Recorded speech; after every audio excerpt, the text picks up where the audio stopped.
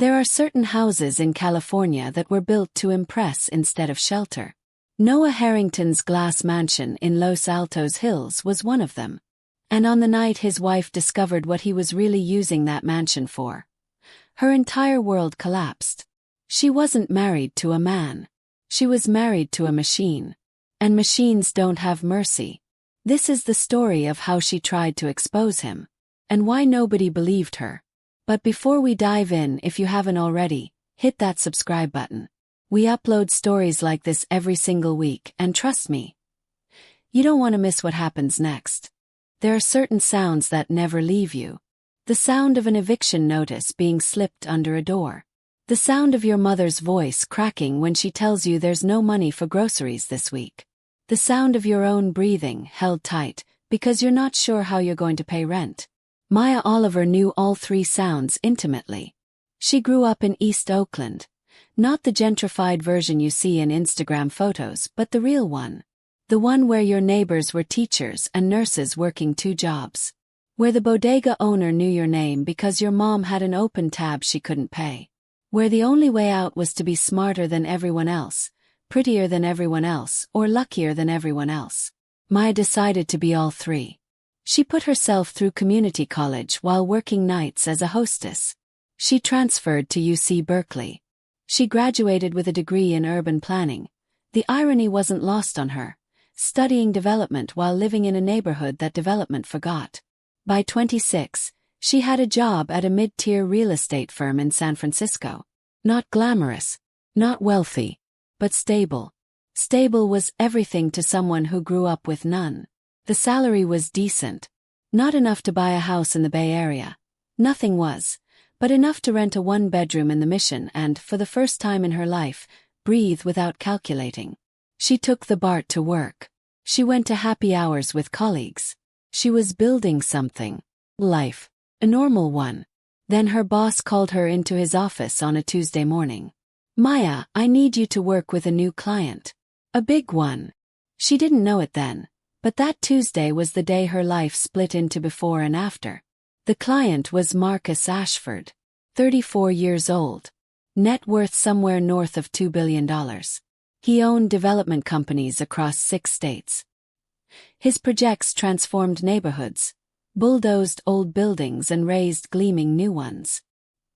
He was the kind of man who showed up in business magazines, always with the same expression. Confident, untouchable, carved from expensive materials. Her job was to be his liaison. Coordinate with city planning, handle permits, manage community relations. Basically, convince neighborhoods that Marcus's developments were good for them. It was a test, her boss said. Prove herself on this project, and she'd make senior analyst. She didn't know it was also a trap. The first meeting happened in his office, 42 stories above San Francisco, in a space that felt less like a workplace and more like a museum of wealth. Everything was white and steel. Sunlight poured in from floor-to-ceiling windows. The city looked small from up here. Marcus sat behind a glass desk, watching her walk toward him. She felt the weight of that attention. Most men looked at women. He analyzed them, like he was reading an instruction manual to see how they worked. "So you're the planner my team has been working with," he said, standing to shake her hand. His grip was firm. Not aggressive. Calibrated. "I've reviewed your reports. They're thorough. But they're also sympathetic. That's unusual in this business. I believe good development benefits everyone," she said, sitting down. "Professional. Prepared. If we're going to build in these neighborhoods, we should do it in a way that respects the community already there." He smiled. It was the kind of smile that made you feel seen and invisible at the same time. "Respects them," he repeated softly. Interesting word choice. Over the next month, he requested her on every meeting. He started asking her opinion, not as courtesy but like he actually valued it. He would push back on her ideas, not to dismiss them but to sharpen them. Felt like being challenged by someone who believed you were capable of more. They started having lunch. Just work discussions officially. But they lasted longer than work discussions should. He asked her questions nobody else did. Where did she grow up? What did she want to build? What scared her? That last one was the dangerous question because she answered it honestly. Everything scares me, she said, picking at her salad. Failing. Going back to being broke. Not being enough. All of it. He reached across the table and touched her wrist. Just briefly, just enough. You won't, he said. I can tell. 6 months later they were sleeping together. 6 months after that, he proposed in his office. The same glass desk where they'd met, but now there was a ring. Not massive. Elegant. Like everything about him. She said yes because saying yes to Marcus Ashford felt like saying yes to a different life entirely. The wedding was in Malibu. 200 people. Celebrities she recognized from magazines. Tech executives. Politicians. Everyone who mattered. She wore white. He wore black. Perfect visual symmetry. The honeymoon was the Maldives. The honeymoon home was a penthouse in Pacific Heights with views of the bay. She quit her job, not because he asked, but because suddenly she didn't need to work. She decorated the apartment. Expensive furniture. Abstract art. She got her hair done at a salon where the stylist didn't ask the price before suggesting a color treatment. One afternoon, standing in their walk-in closet, a closet bigger than her childhood bedroom, she caught her reflection in the mirror. She was wearing a dress that cost more than she used to make in a month. Her nails were perfect. Her skin was clear. She looked like she belonged in a magazine about people who had won at life. She called her mother. Ma, I'm married. His name is Marcus. He's in real estate. We're living in San Francisco. I'm going to buy you a house. Her mother cried. Not sad crying. The other kind. I always knew you'd make it out, her mother said. Maya looked at her reflection again. She had made it out. She was so far from that one bedroom in the Mission, from the eviction notices, from the tight breathing, that sometimes it didn't feel real. She was Mrs. Ashford now. She belonged to something bigger than herself. She was safe, she thought. It started with a sentence that didn't make sense. They were at a dinner party. Marcus's colleagues, important people, the kind of people who made quiet decisions that affected entire cities. Maya sat next to a woman named Sarah, wife of another developer. Conversation turned to a project in West Oakland. It's brilliant, really, Sarah was saying. The way Marcus structured it. Those residents never stood a chance. Maya's wine paused halfway to her lips. What do you mean, never stood a chance? She asked carefully. Sarah looked at her with the expression of someone who just realized she'd said something she shouldn't have in front of someone who didn't already know it. Just that. The development was inevitable. Once Marcus identified the area, there was no stopping it. Later that night in bed, Marcus was scrolling through his phone. She was reading. She asked casually, what did Sarah mean earlier? About West Oakland being inevitable. He didn't look up from his screen. Just office gossip. You know how it is. But his tone had changed. It was the first time he'd ever deflected with her. The first time he'd treated her like an outsider instead of someone he trusted. She let it go. But she didn't forget. 2 weeks later, she was going through his study looking for stamps. Their anniversary was coming up, and she wanted to mail invitations herself.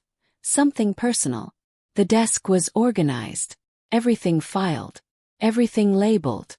She was pulling open a drawer when she saw a folder marked simply, Oakland Strategy. She shouldn't have opened it.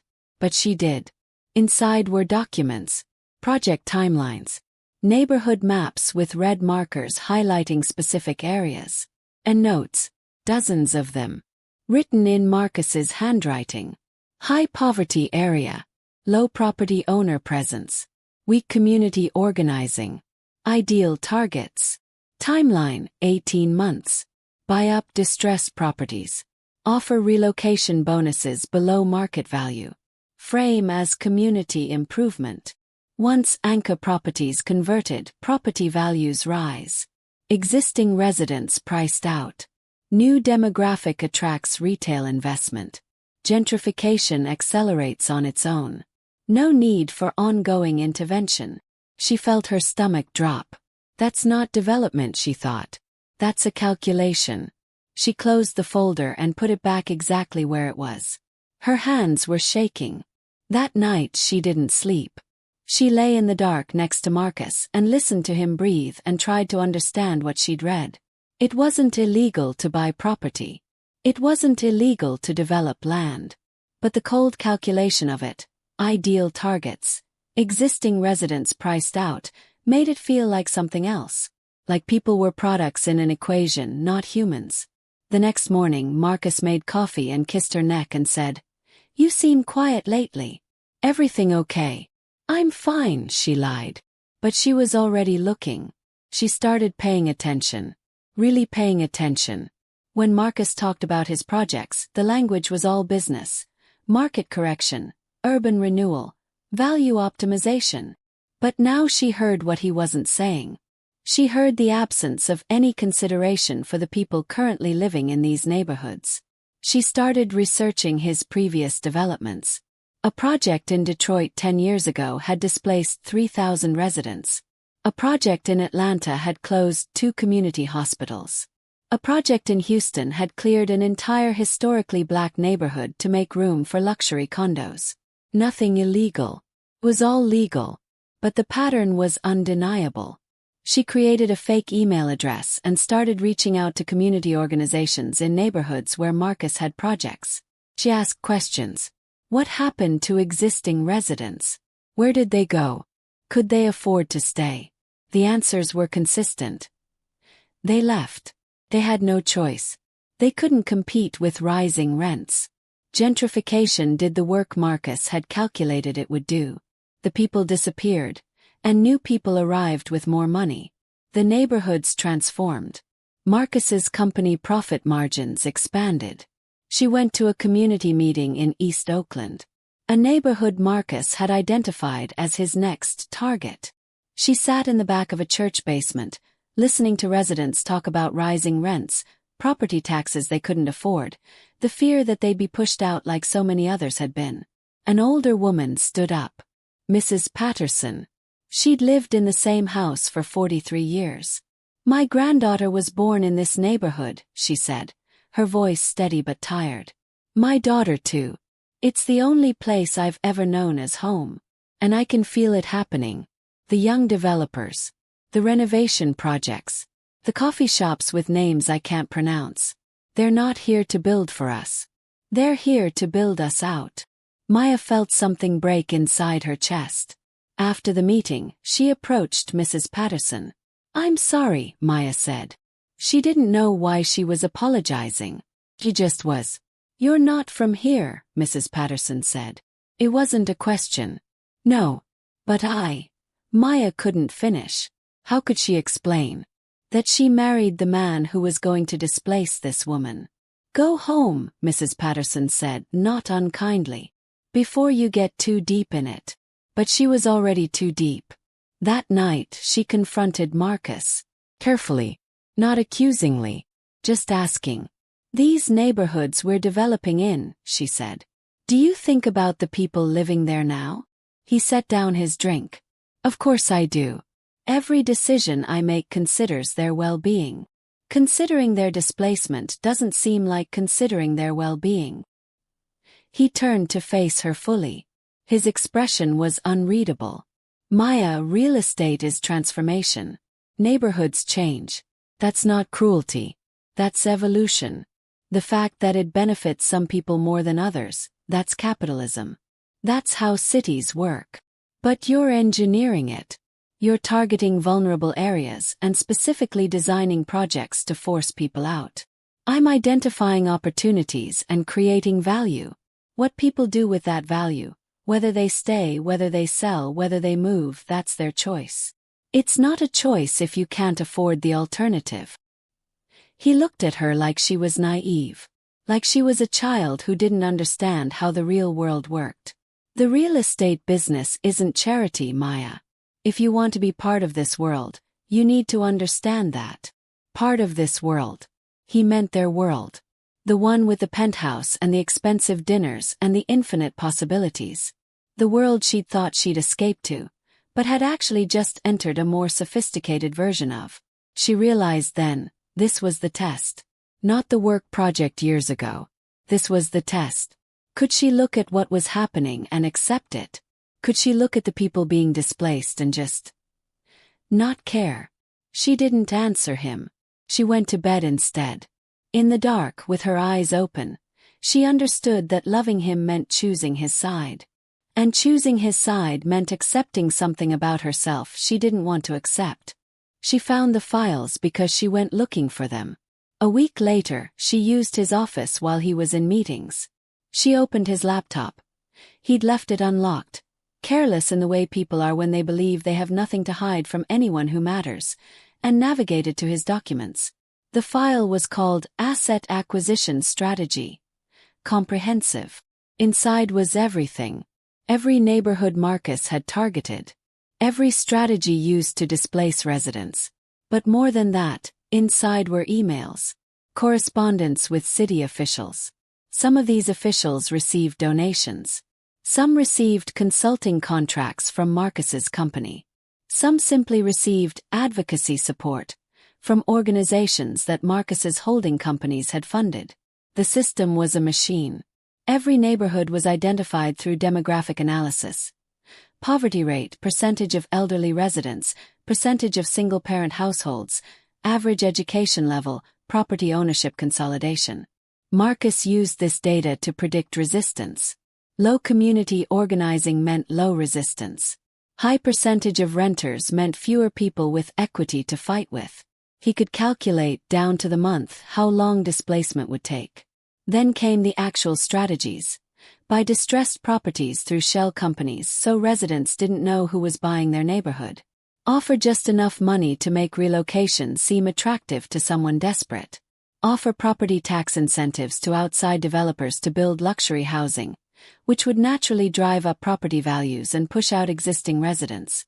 Coordinate with local government to limit rent control, to expedite zoning changes, to prevent community organizations from getting funding. It was perfect. It was evil. It was completely, utterly legal. There were also internal emails where Marcus discussed it with his team. One read, "We're not gentrifying, we're optimizing. People will use words like displacement and erasure. Let them. What we're doing is maximizing the potential of underutilized assets. The fact that human beings are currently living on those assets is a temporary problem with a market solution."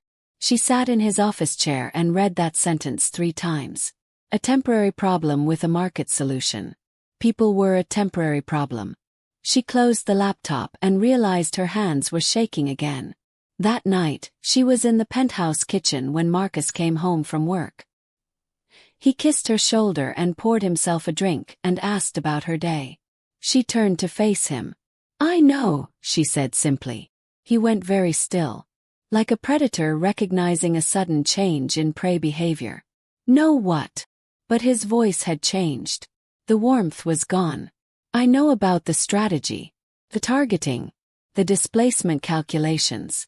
All of it." He set down his glass. He turned to look at her fully, and his face rearranged itself into an expression she'd never seen before. Not anger, not fear, not disappointment, amusement. "You went through my files," he said. It wasn't a question. "Yes. You're not happy about what you found." "How could I be?" He smiled. Actually smiled.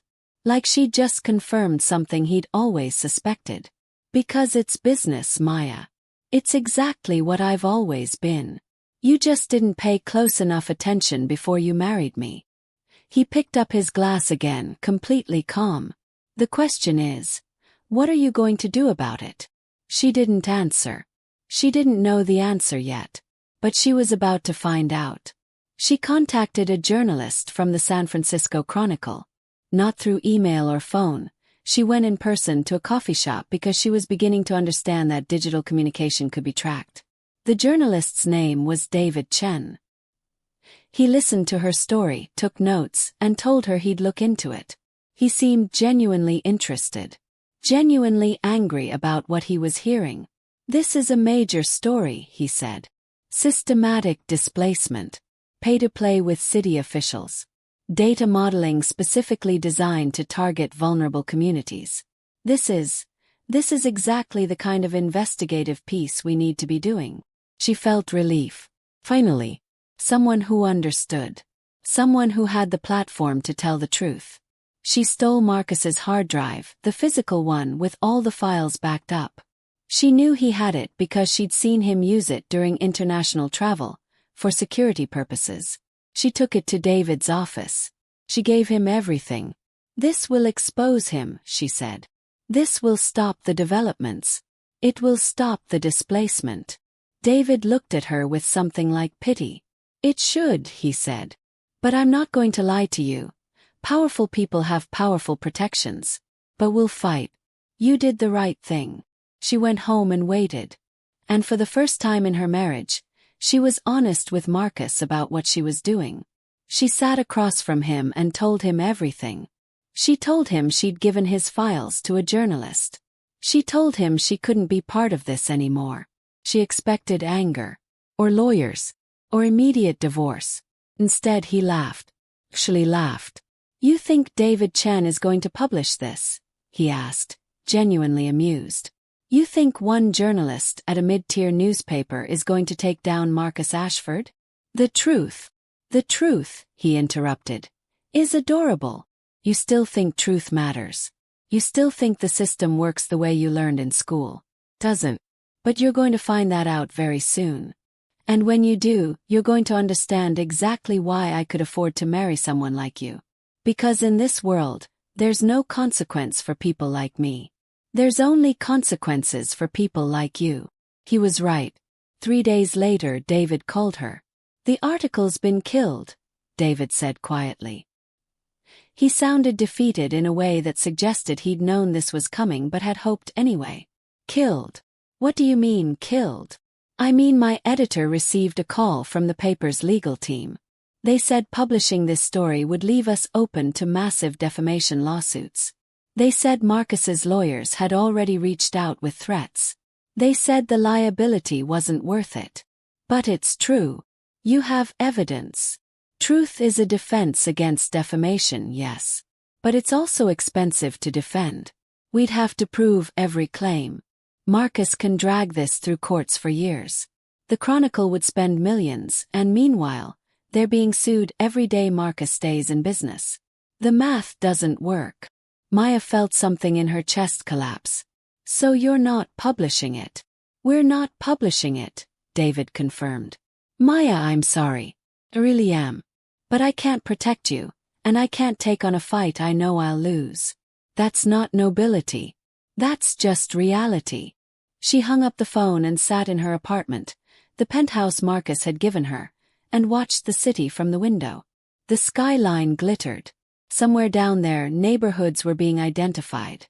People were being calculated. Displacement was being engineered. And nothing was going to stop it. She tried other journalists. NBC, The Guardian, ProPublica. Every single outlet she approached took the same path. Initial interest, legal concerns, eventual silence. David had warned her, but she didn't understand until she experienced it. Powerful people don't just have money. They have entire infrastructure built to protect them. Marcus's lawyers sent letters. Not to her, but to the journalists. Threats of litigation. Threats of damages. One email from Marcus's counsel stated that any publication of the materials would be considered theft and publication of stolen intellectual property, adding criminal liability on top of civil claims. The message was clear. This story dies here, or we all go to court. One by one, the journalists stopped returning her calls. She tried uploading the files to public platforms. Anonymous whistleblower sites. Reddit. Twitter. Within hours, the posts were removed. The sites claimed violation of terms of service. But she knew better. She knew that money could buy takedowns as easily as it bought developers. She waited for something to break. Some journalist brave enough. Some platform principled enough. Some authority that actually cared about truth. Nothing came. Instead, there was silence. The most devastating kind. Not active suppression. Just the complete, total absence of any response. Like she was screaming into a void that didn't acknowledge her voice existed. 1 month passed. Nothing happened. No articles. No investigation. No charges. Marcus continued his projects. The companies continued their expansions. The neighborhoods continued their transformations. She checked the news obsessively. She refreshed websites. She waited for something to change. Never did. Worse, she realized nobody was looking. Nobody cared. Nobody even knew. She was the only person in the world who knew the full truth, and the world simply didn't have space for her to tell it. One night, she told Marcus she was leaving him. They were in their penthouse. Floor-to-ceiling windows. The city below them. She was packing a bag. Small things. She didn't want anything he'd given her. He didn't stop her. He just watched, leaning against the doorframe, completely calm. "Where will you go?" he asked, like he was genuinely curious about her logistics. "I don't know yet. Away from here. Away from you." "With what money?" "Our accounts are joint. I can freeze them whenever I want. Your job history lists you as my wife for the past 3 years. No one will hire you once they realize who you are. Your references from your actual career are 8 years old. You have nothing, Maya. No resources. No network. No credentials. You left everything behind when you married me. You wanted the life. Well, this is what the life costs." He wasn't being cruel. He was being factual. And that was somehow worse. She left anyway. She drove to a motel off Highway 101. Used a credit card from an account she'd kept separate. Something Marcus didn't know about. She had maybe $8,000 in savings. It would last 2 months, maybe 3 if she was careful. She tried to get a job. She applied everywhere. Retail. Food service. Offices. Nothing worked. Either the background check flagged her marriage to Marcus, and suddenly the job disappeared, or no one was hiring, or her applications simply vanished into black holes. She realized that Marcus's reach extended into the employment market. She was being frozen out of it. Not through any obvious mechanism, but through the kind of systematic quiet that only wealth could orchestrate. Her credit card was declined one day without warning. She called the bank. They said there was a legal hold on the account. Investigation purposes. She'd received details by mail. The mail never came. She was trapped in a motel, bleeding through her savings, with no way to work, no way to access money, no way forward. The crowning moment came when she tried to go public differently. She went to a community center in East Oakland and asked if she could speak to residents about displacement strategies.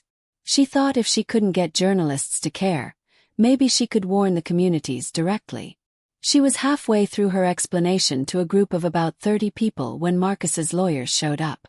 They served her with papers. Breach of contract. Violation of non-disclosure agreements she'd signed when she married him. Theft of proprietary information. They were suing for $50 million. Not because they expected to win, she understood, but because no one could defend against that. She had no lawyer. She had no money. She was alone against an entire machinery designed to crush people like her. She left the community center. She didn't even finish speaking. What was the point? Marcus's PR team moved fast. Within a week, the narrative had completely shifted. A statement appeared. Mr. Ashford is deeply saddened by his estranged wife's erratic behavior and false accusations. He is committed to supporting her mental health during this difficult period and hopes she receives the help she needs. The media ran with it. A woman scorned. A gold digger who married for money, got caught trying to betray her husband, and now was making wild accusations to cover her tracks. Outlets that hadn't even known about the story suddenly had takes on it. The narrative was, Marcus Ashford, respected developer, was the victim of a vindictive ex-wife trying to destroy him for revenge. Her therapist, whom she'd started seeing when things began to fall apart, was quoted anonymously. The client exhibits signs of extreme personality disorders, including paranoia, vindictiveness, and delusion. She has constructed an elaborate fantasy about her ex-husband in order to justify her behavior. She'd never told her therapist details. But apparently that didn't matter. Her mother called. She'd seen something online. "Is this true? Are you okay?" Maya broke down and told her everything. Her mother listened and then said something that hurt worse than anything. "Maybe you should just apologize. Get back together with him. This seems like you're fighting something too big." Even her mother didn't believe her. The remaining friends she had distanced themselves. Not visibly. Not obviously. Just. They didn't respond to messages as quickly. Dinners got cancelled. She realized she had no one left. Marcus had been her entire social world, and when she left him, she lost access to all of it. She was erased not through violence, but through systematic removal. No job. No money. No friends. No credibility. No narrative where she was anything but a crazy ex-wife making things up. 6 months after she left the penthouse, a major news outlet published a profile of Marcus.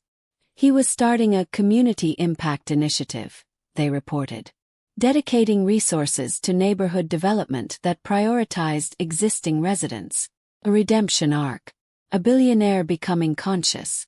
She read it in a public library, using their free Wi-Fi, and laughed, a sound that sounded broken even to her own ears. His strategy hadn't changed. He just learned to use better words. The lawsuit eventually went away. Not because he dropped it, but because there was nothing left for him to sue. She had no assets. Suing her further was like suing a ghost. She survived on unemployment benefits and food stamps. She moved into a shared apartment in a neighborhood so far from the city that rent was barely manageable. She found work at a call center, a job that didn't require a background check because the turnover was so high they didn't bother. She was 31 years old, sitting in a cubicle, reading scripts to people who didn't want to talk to her, and remembering when she'd been Mrs. Ashford. 2 years later, she saw Marcus on television.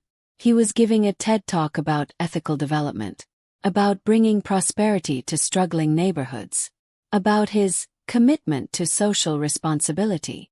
The audience applauded. He smiled his calibrated smile.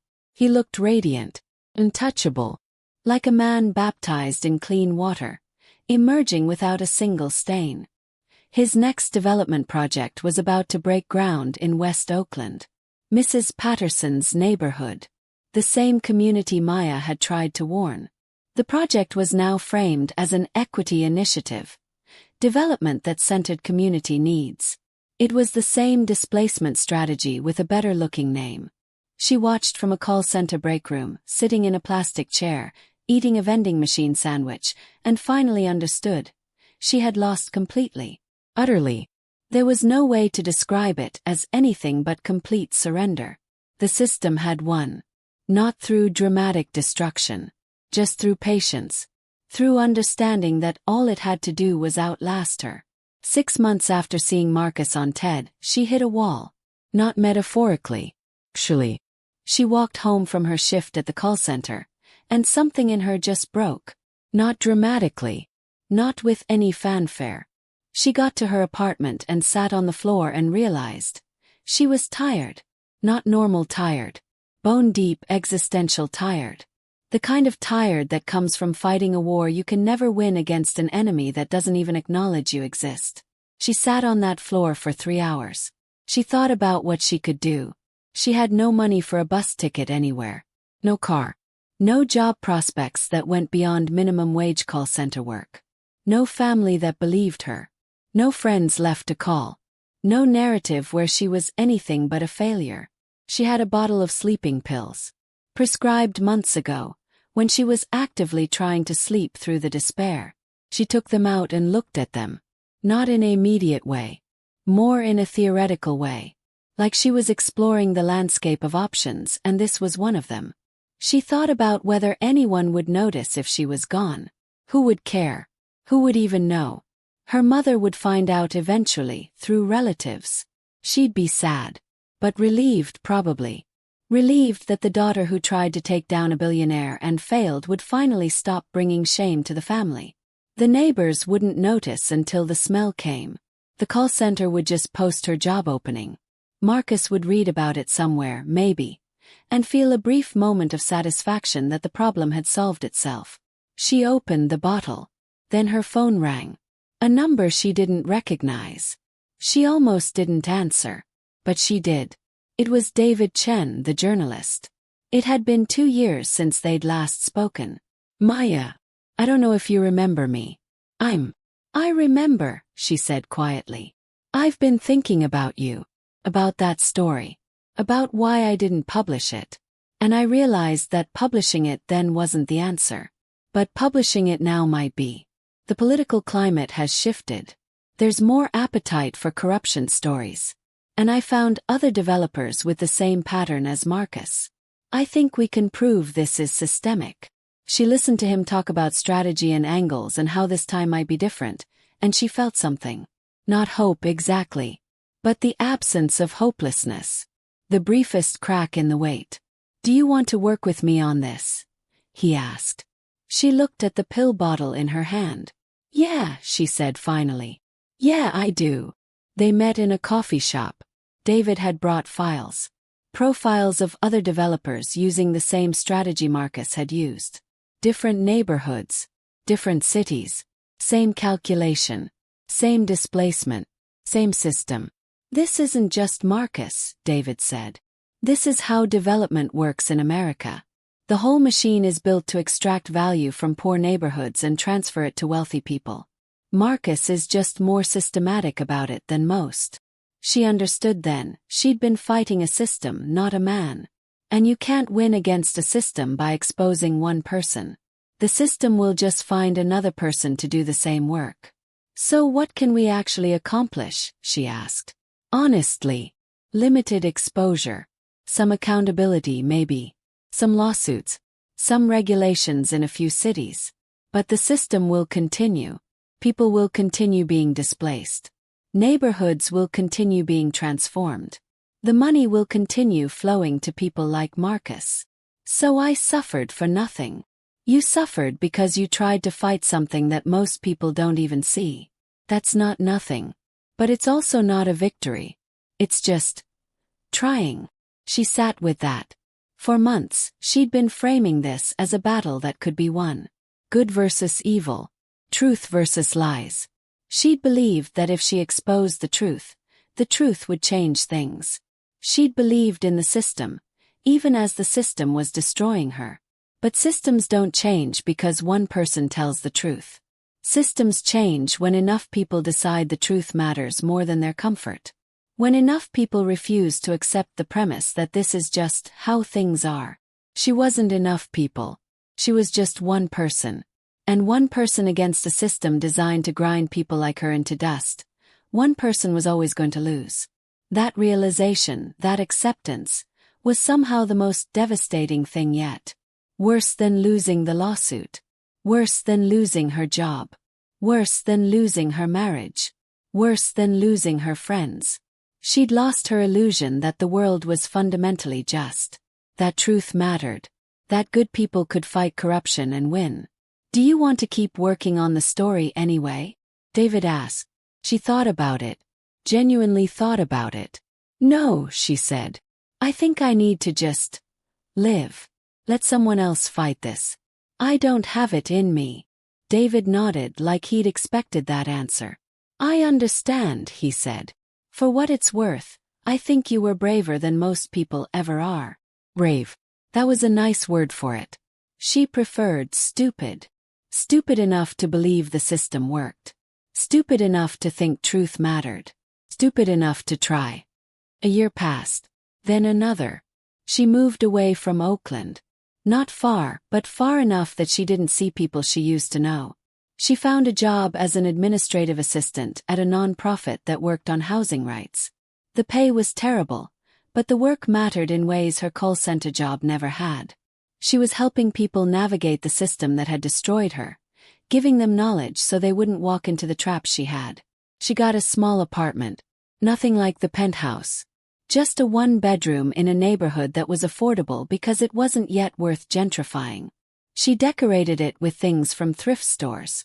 A painting that cost $12. Plants she'd grown from cuttings. A bed that was comfortable even though it wasn't expensive. She started therapy. Real therapy, with a therapist who believed her and helped her process not the betrayal but the loss. The loss of the life she thought she'd have. The loss of innocence about how systems work. The loss of faith in things she'd believed in. Her mother called once a month now. The shame had faded, replaced by a kind of sad understanding. Her mother was proud of her in a way that didn't require the life she'd had before to make sense of who she was now. She made a friend. A woman named Angela who worked at the non-profit. They got lunch sometimes. Went to movies. Angela didn't know the whole story. Just that Maya had been married to someone powerful and it hadn't worked out. His loss, Angela said once, which was kind even though it wasn't true. It wasn't his loss. He'd won. He had everything. But Angela's kindness didn't need to be logical. Just needed to exist. Years passed. She stopped being angry. Not because the anger wasn't justified, but because carrying it was too heavy. She stopped thinking about Marcus every day. Then every week. Then occasionally, when she saw a headline about a new development project and recognized his pattern. She built a life that was small and quiet and real. Not the life she'd planned. Not the life she'd thought she escaped to, then fought to escape from. Something different. Something survivable. She was 38 now. She'd been working in housing rights for 5 years. She had a modest savings account. She was dating someone. Carefully, slowly, someone who worked at a bookstore and had no connection to power or money or systems designed to destroy people. Someone who just liked her for the uncomplicated reason that she was kind and interesting and had survived things that should have broken her. One evening, she was scrolling through news articles at her desk. Old habit. And saw that Marcus was getting divorced. His second wife, apparently. She was written about as a gold digger in the court filings. And Maya almost laughed. The machinery that destroyed her was being deployed on someone else now. But she didn't feel satisfaction. She didn't feel vindicated. She just felt tired in a different way. Tired of systems that chewed people up. Tired of people who let systems do the chewing. Tired of believing that any of it could be different. She closed the article and went back to work. Later that week, she ran into someone from her old life. A former colleague from when she'd worked at the real estate firm. They were at a coffee shop, and the colleague recognized her. "Maya, I haven't seen you in years. What are you doing?" "Working in housing rights," she said. "Helping people navigate development and displacement." The colleague looked away, uncomfortable. "That's good," they said. But the tone implied, "That sounds boring. That sounds like the opposite of the life we were supposed to be building." "Yeah," Maya said. "It is." After the colleague left, Maya thought about the contrast. Then and now. The penthouse and the one-bedroom. The power and the powerlessness. The certainty that she'd escaped, and the reality that escape wasn't what she'd thought. But she realized something. The one-bedroom was hers in a way the penthouse never was. The work mattered in ways the real estate job never had. The life was real in ways the life as Mrs. Ashford never could be. She wasn't happy. She wasn't sure happiness was available to her anymore, or if it ever had been. But she was okay. She was alive. She was still here. That was the victory she hadn't expected. Not winning. Just surviving. Just continuing to exist after something had tried to erase her. She looked out her apartment window at the neighborhood. Affordable. Diverse. The kind of place that hadn't yet been identified as a target. She wondered how long it would last. She knew how these things went. Neighborhoods like this were temporary. Eventually, someone would see value in them. Eventually, someone like Marcus would identify them as opportunity. Eventually, people like Mrs. Patterson would have to leave. But for now it was still home.